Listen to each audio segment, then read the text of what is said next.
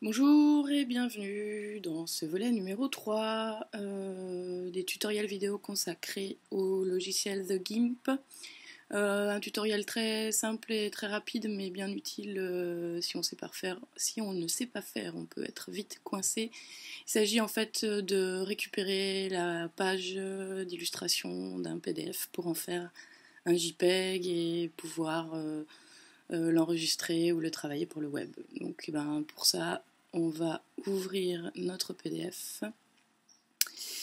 Donc je parcours mon disque dur et je vais chercher un petit PDF. Il devrait y en avoir là.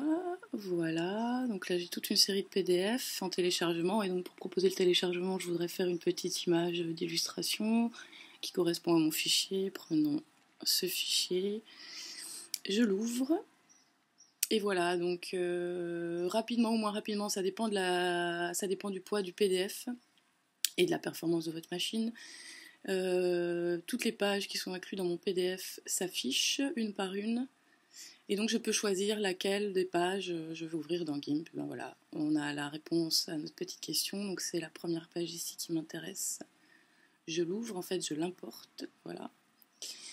Et cette image PDF, pour l'instant encore en PDF, s'affiche dans GIMP. Et bien il me suffit de la convertir, c'est-à-dire de l'enregistrer. Alors je peux enregistrer tout de suite une copie, encore une fois je vous conseille de enregistrer sous, ça permet d'éviter les erreurs. Et puis je vais l'enregistrer dans mon bureau, et donc là je peux lui redonner un nom, et surtout ce qui m'intéresse c'est de changer son extension, son format. Donc je vais ici dans sélectionner le type de fichier selon l'extension. J'active la flèche pour dérouler les extensions proposées. Et ici j'ai une image JPEG ou une image GIF. Donc vous pouvez faire des tests en GIF, en JPEG, on va le faire. Tiens. Hop.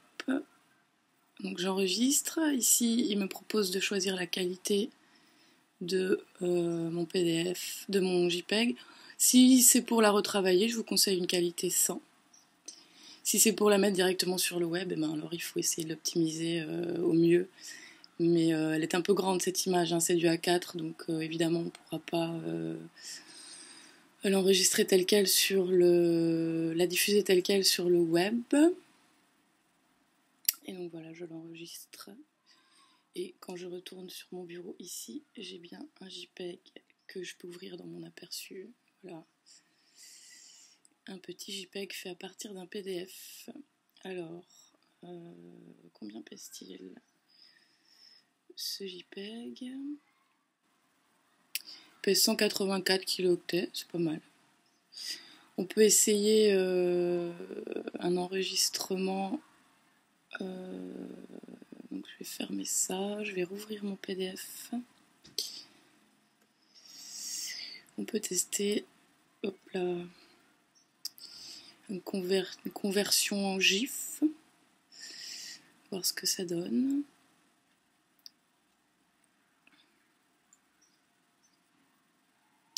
Voilà, c'est bien du GIF qui va m'enregistrer. J'enregistre. Convertir les couleurs en indexé, oui. Oui, convertir les couleurs en indexé, oui. J'exporte. J'entrelace. Bon, je ne suis pas obligée de laisser le commentaire du logiciel. J'enregistre de nouveau et qu'est-ce que passe-t-il? Voilà, elle est là mon image. Ah, j'ai enregistré pas au bon endroit. Hop. Donc c'est à peu près la même. Voyons voir combien elle pèse.